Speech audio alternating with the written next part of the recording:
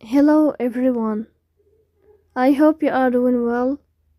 I hope you are doing well. Today we will talk about how to fix or how to solve the problem of Yango app. You will click on settings.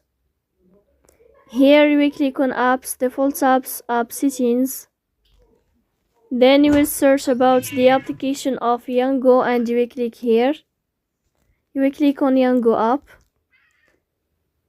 Then in this page of app info you will click on first stop and you will click OK.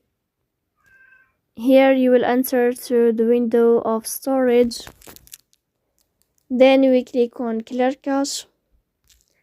In the end, you will turn off your phone and you will wait a moment to restart your phone again to fix that problem. So please don't forget to support us by like and subscribe.